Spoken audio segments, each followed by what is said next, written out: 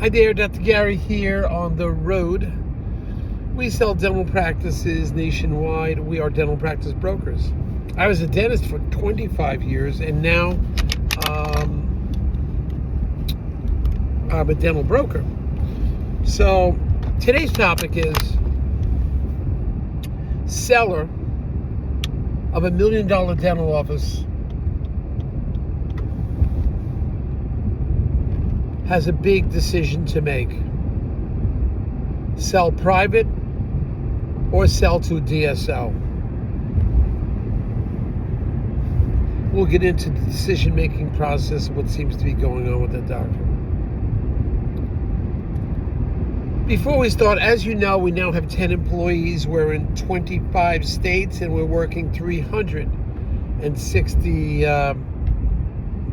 63 days a year. We take off Christmas and Easter. Everything you're about to hear is for entertainment purposes only, not legal advice. So we are, excuse me a second, driving now. We are available to you. Just call us at 201-663-0935 or look at our website, dentalpracticeguide.com or nationwidedentalpracticebrokers.com. So just call us. Be more than happy to chat with you. Now, if you're thinking about selling, you have a large practice thinking about selling to one of the DSOs, give us a call. If you have $1 million plus practice, it might be an opportunity for you. They'll always pay more than the private, but there's strings attached. But call us and we could chat with you about that. Often they will pay our commission, so generally there's no commission to you. And we can help guide you along who the best DSOs are right now. Generally, I've been shifting towards the larger DSOs because some of the small ones fall apart. They just don't have what it takes to long term to keep financially strong from what you can see. So we guide you directly with the better DSOs. Now also, on top of that, if you have $1 million plus practice and it sells for $1 million or more at the closing table, and if we're representing you, we will reimburse your legal fees upon successful closing. We've done that multiple times. Call us. We'll give you it just says based on some minor criteria, but call us and we could try to help you out with that. All right. Now, getting back to the dilemma the doctor has now. The dilemma is $1 million practice. Do you sell to a private dentist, or do you sell to a DSO? DSO, you're going to get more money. There's no question about it.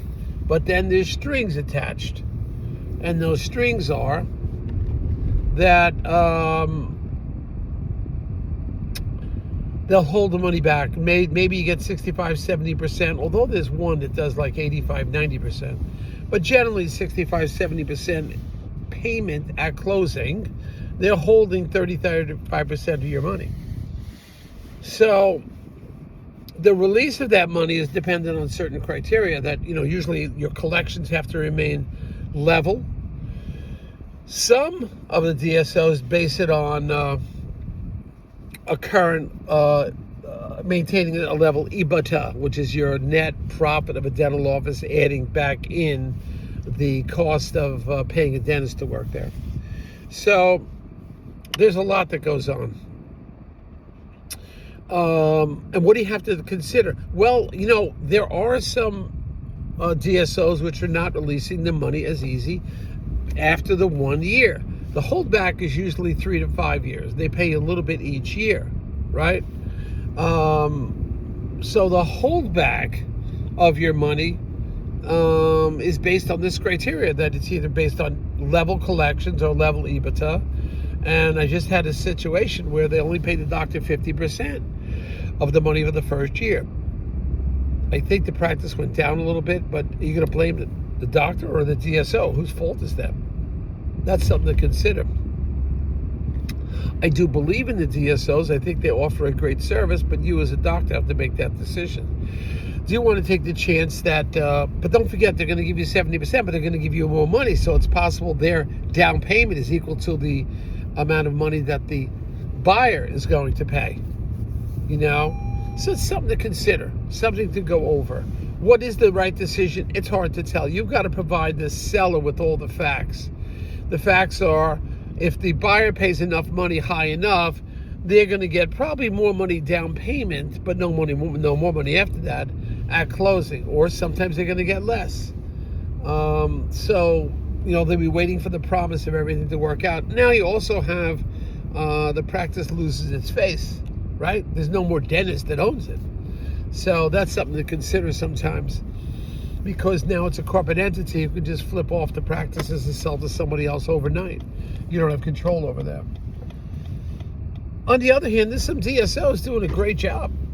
They're really productive. The doctors are productive. The doctors are getting money on the when they recapitalize their loans. That is, get another financial partner. That could go, 10x, 11x, 12x, 13x. And of course, they're buying the debt. But they could also, the doctor that has his stock with them, he may get 2 times X of the withholding money. It's quite possible. So that's something to consider too, that you can grow with the company. Others don't give stock. It's just a dollar for dollar refund. So with a little bit of growth figured out. It's a lot to consider. Now, one of my doctors is going through that now. Now, we have a buyer that's very astute. The buyer's on top of their game. They're paying super top dollar. Super top. Based on the average private sale.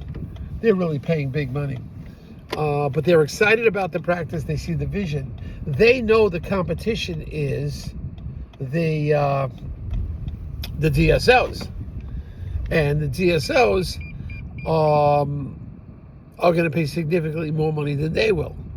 But, so in order for them to put a deal together, they're going to offer a higher amount of money than you would naturally on a private deal.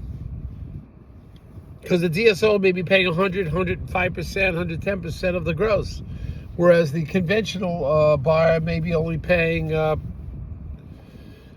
70, 74, 78%, somewhere around there, maybe higher. So if they really want the practice, they're going to sort of pay, they're going to pay top dollar for it because they want it. And when you pay top dollar, remember, you're going to make the money back. Sooner or later, you're going to make the money back.